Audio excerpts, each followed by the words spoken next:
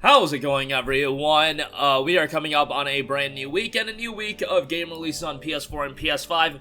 I feel a little bit redundant saying this, but one of the more weaker weeks of game releases. However, there are some stuff that I think people are going to be interested in. One thing definitely tugging at some nostalgic heartstrings, a couple of other interesting titles. So without further ado, let's get right into it. And let's start things off with Klonoa Phantasy Reverie series. Klonoa is a 3D side-scrolling action game series whose first title was released by Namco in 1997. Set in a unique universe populated by a range of original characters, the game follows the hero Klonoa as he sets off on a journey to save the world. Obviously, this is a franchise that didn't receive the appeal that some of the bigger mascot adventure franchises got, so to speak, but Klonoa is a game that when I talk to people that played Klonoa back in the day, it's a game that they really enjoyed. And with this commemorating the 25th anniversary of the first title in the series, this release combines Klonoa Door to Phantom Isle and Klonoa 2 Lunatena's Veil, and it is a remaster of both of those games. The world of the games and their gameplay elements remains unchanged while the graphics have been upgraded.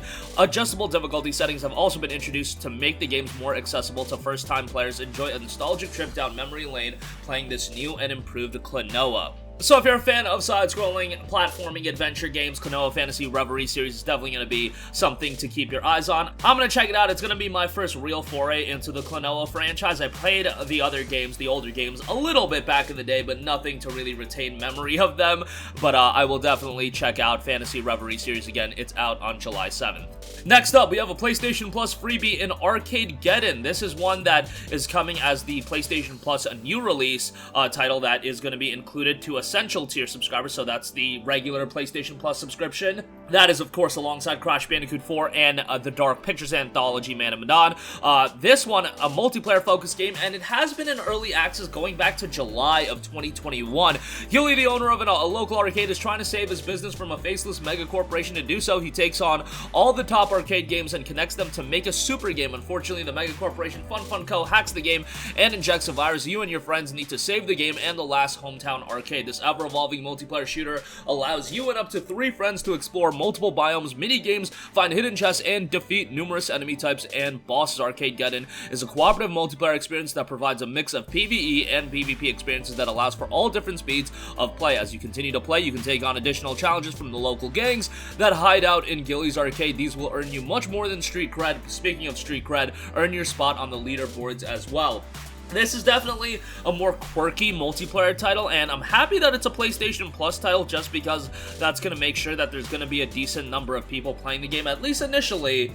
Is that going to be sustainable? We'll ultimately see on that. The game itself is $19.99, so it's not like it's a super expensive game either way, but, you know, you see some of these games that do have a multiplayer focus and they launch without a free-to-play model. A lot of the times it's hard to gain and cultivate a audience and a, you know, foundation of players that are playing the game. The fact it is in PlayStation Plus, hopefully that's going to give it a jolt of players right out the gate, and hopefully it does sustain and get consistent updates. I believe that's the plan going forward, and they do want to make this a game that's going to be ever evolving. As I mentioned, there's a lot of different biomes, each relatively unique from one another, and you've got a variety of different weapons, gangs that you can enjoy, and everything in between. So Arcadegeddon, check that one out. If you're a PlayStation Plus subscriber, you're going to have easy access to it. It'll be downloadable for you. Maybe get a couple friends on it, jump in together, and have a good time with that.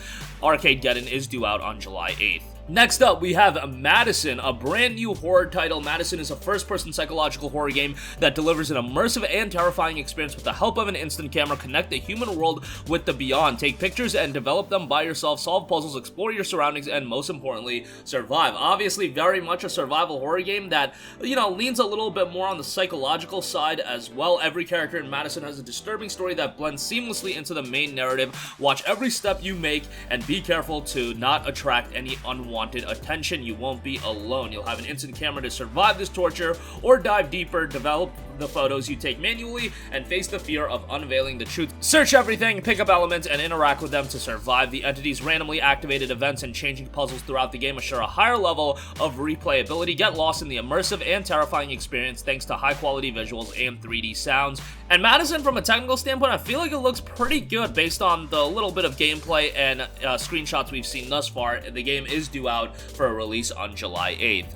Next up, we have a quirky anime visual novel shoot 'em up style game. Yurukill The Calumniation games will be dropping on July 8th. This is a pretty interesting game in the sense that it's marrying a lot of different gameplay styles. You've got a visual novel in here, obviously the anime-centric presentation style, but then you also have a shoot 'em up aspect to it as well, so it combining all of these aspects are pretty interesting. If you're a fan of visual novel anime style games, definitely want to keep on your radar. Escape, adventure, and bullet hell shoot 'em up game, pardon, or kill. Let the madness begin. At the edge of despair lurks the unsettling past and an unspeakable truth. Convicted prisoners face a series of attractions to clear their names in Yurukill land.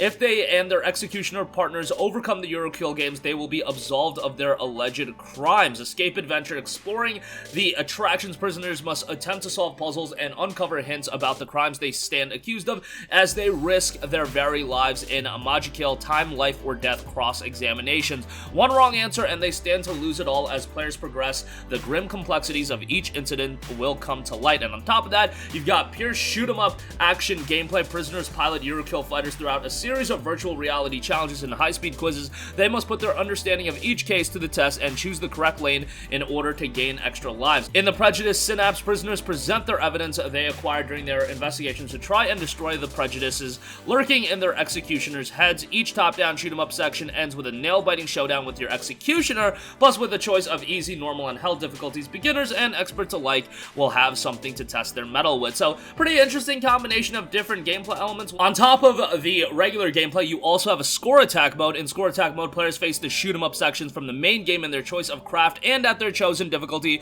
Additionally, each stage features global online rankings, and you've got an original story here as well.